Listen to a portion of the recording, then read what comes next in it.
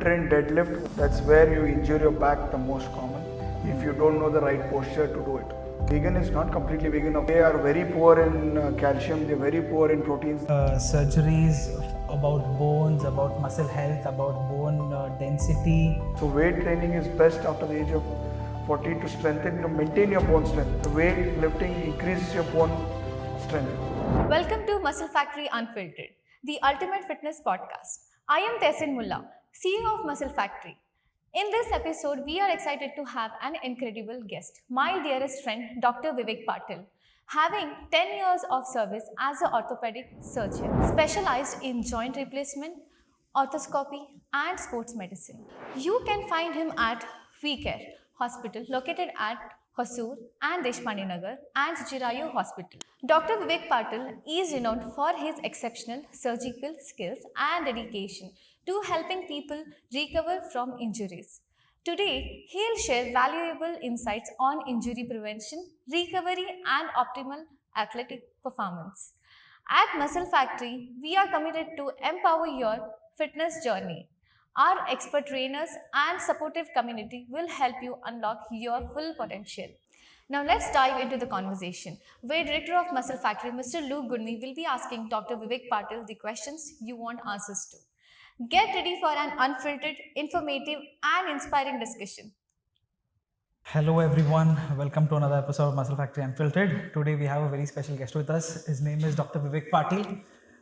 He's an orthopedic surgeon and a well-known doctor throughout India. Thank you so much, doctor, for being here with us today. Yeah, thanks Luke. It's a nice time to be here with you guys at Muscle Factory. Pleasure is all mine, doctor. So today we are going to cover a few topics about orthopedic surgeries, about bones, about muscle health, about bone density. So we have an expert with us who's going to guide us to a few of these. So starting off, doctor, tell us your journey about how you chose orthopedic as your career. To cut the long story short, as you know, being a doctor is a long time goal. As I did my MBBS from JNMC Belgium, then MS from Pune. After that, felt that orthopedics needs to be done more, so I did my sports and arthroscopy from Singapore. Then was trained for joint replacement in Germany. Did my minimal invasive spine surgeries from South Korea. Okay. So after that, it's post-workout, 10 years of experience, post-studies right now. Okay. It's a long story to be an orthopedic surgeon. Okay, nice. So you've traveled the world in the name of study. Yeah. Nice. And still traveling. Yeah. Okay.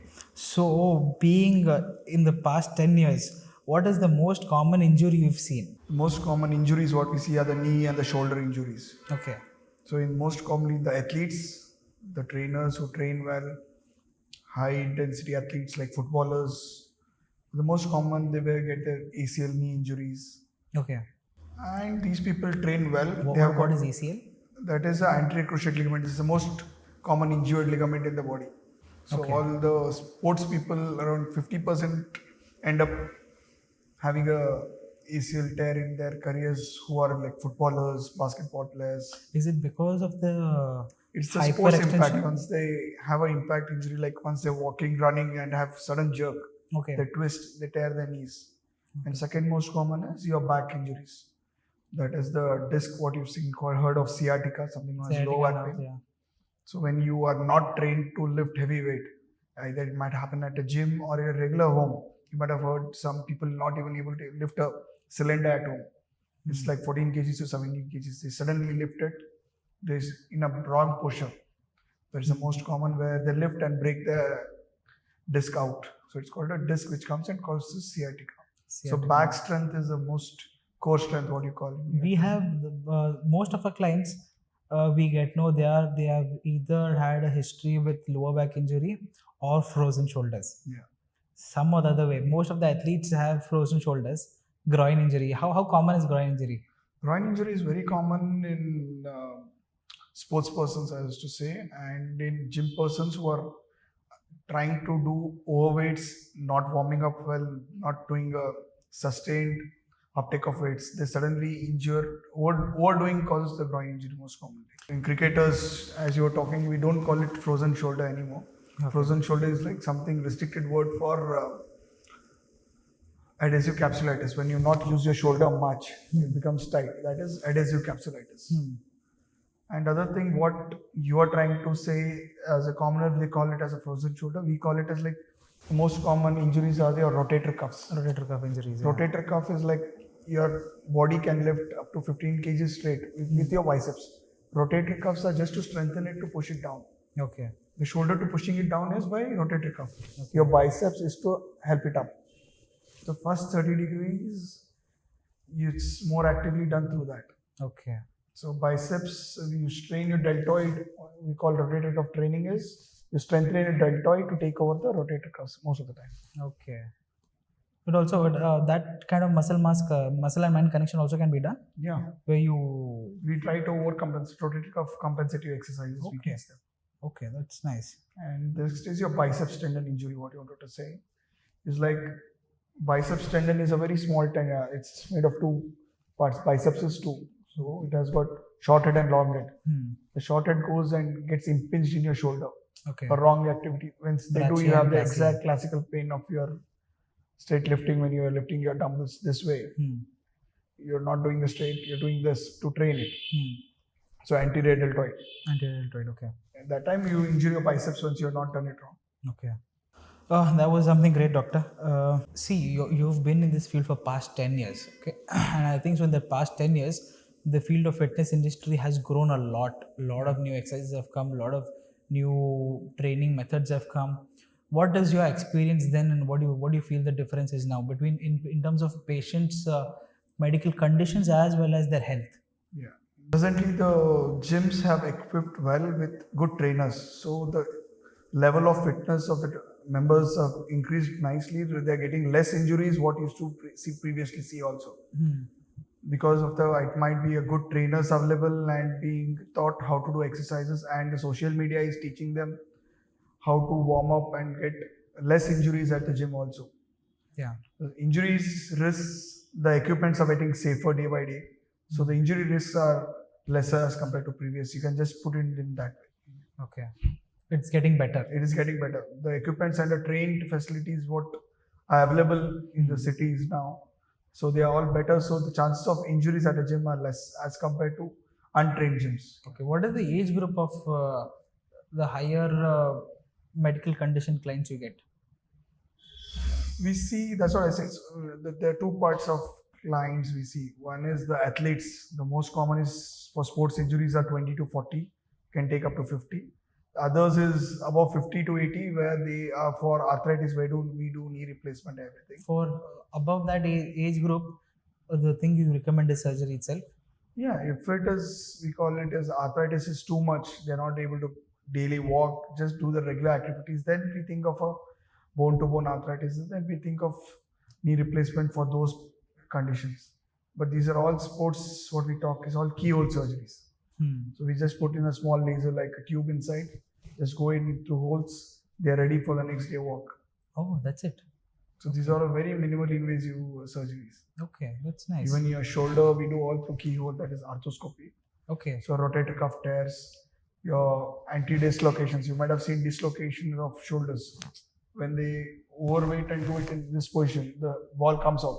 So that is called dislocation. That can be done all through keyhole surgeries right now. Okay, and they permanently fix the ball there?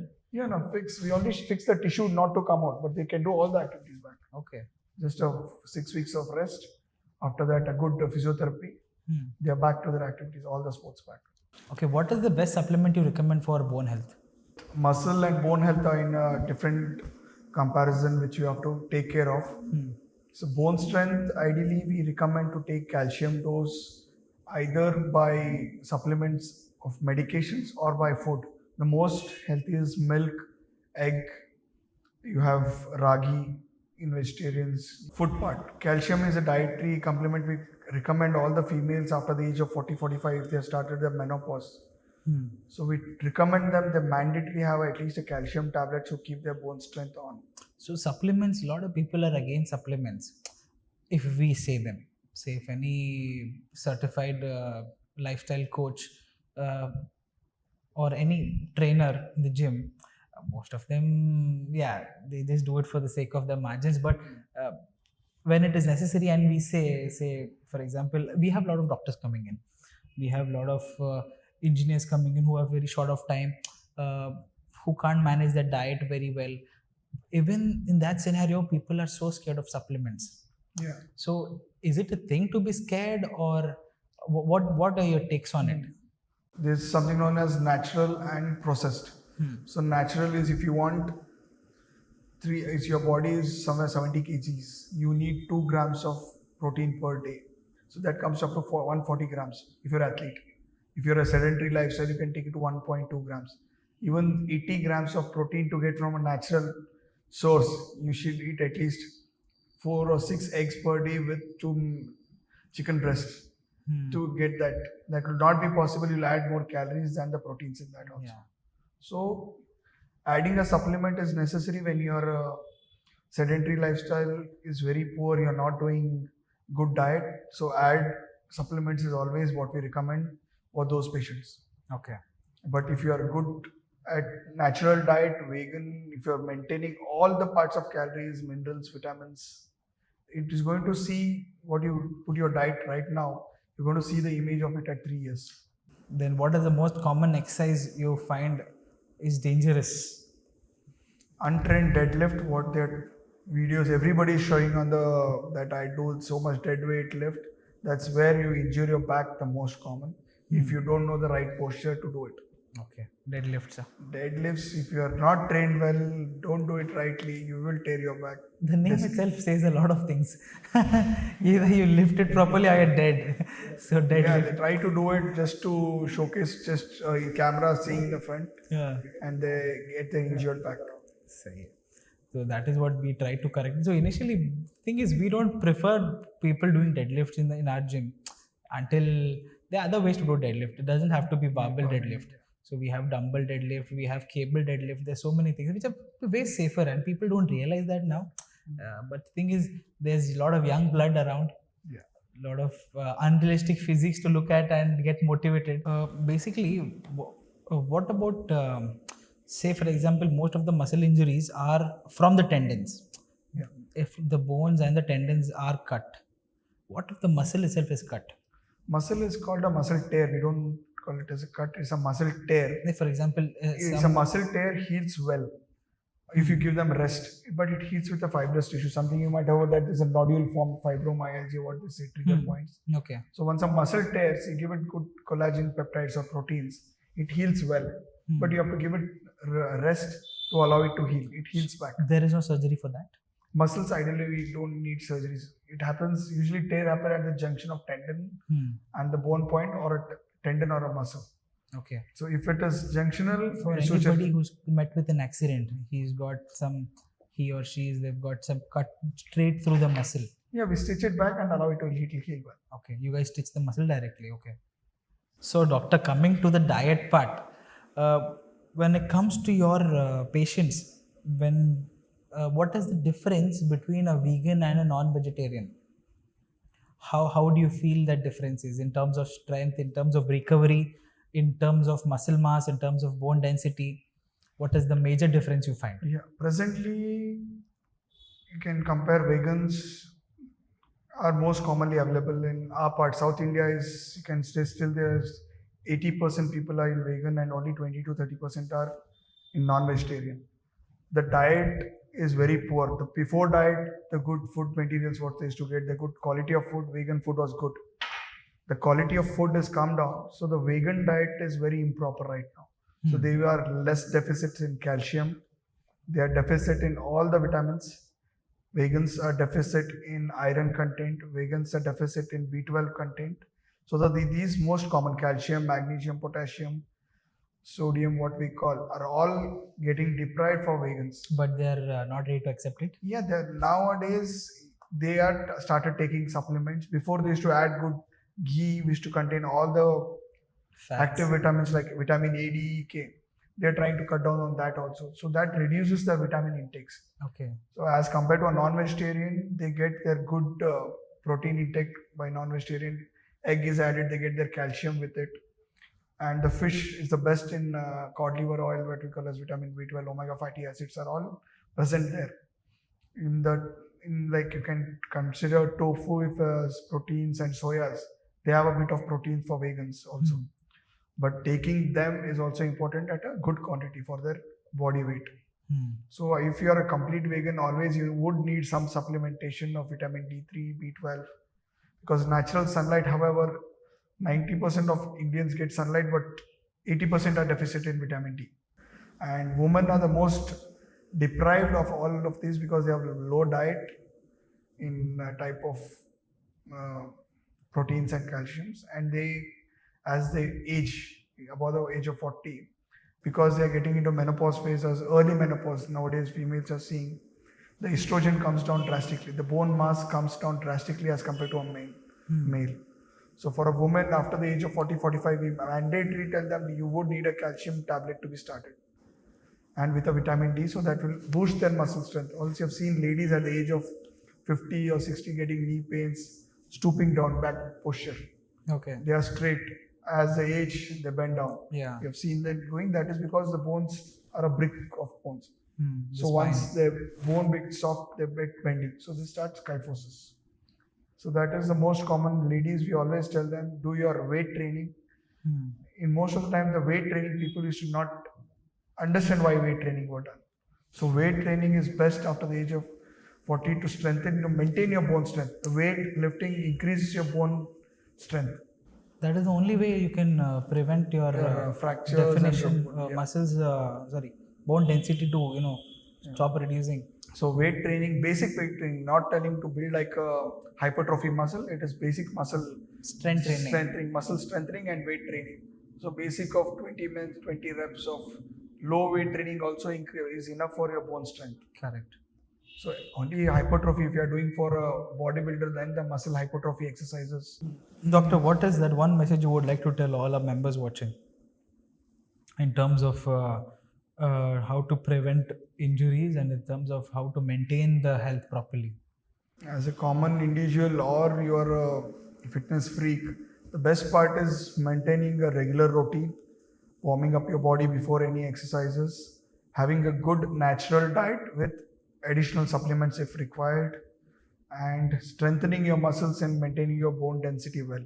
So bone strength is one which is very necessary for taking you a long way in your health. At the age of 50 or 60, if you fall, you break a hip or knee, and you're not able to recover fast. So that's going to be your poor health after if you don't take care of your young. So we always say when 0 to 20, you build, you grow. 20 to 40, you maintain. 40 to 60, you decline. So to maintain that 20 to 40, if you still maintain well, that 40 to 60 is going to be a plateau. So you maintain your good health. Anyways, after the age of 60, it's going to decline. But that health you want to maintain. Okay. So be very active, be athletic, keep your muscle strength good, so that muscle tone is the one which will keep your bone health well. So basic exercises, at least 10 minutes of cardio, 20 minutes of weight training, or any sports would be recommended at least 4 to 5 days a week. Thank you so much, Doctor, for being with us today. We had a wonderful insight of your knowledge, and I got to learn so many things today. So many things jogged up my memory. It was a great session, and I hope all our viewers have enjoyed this. They've learned from this, and they know what to do, how to do. And if you guys have any doubts, please feel free to drop it in the comments. And we're also coming up with a giveaway. That is, we'll be giving away a Muscle Factory gym starter kit, which will include shakers, bottles, bags, t-shirts. So the best comment gets this. So make sure you drop a comment, and please do share, like and subscribe. Thank you. Please do like, share and subscribe our channel Muscle Factory Unfiltered. And stay tuned guys.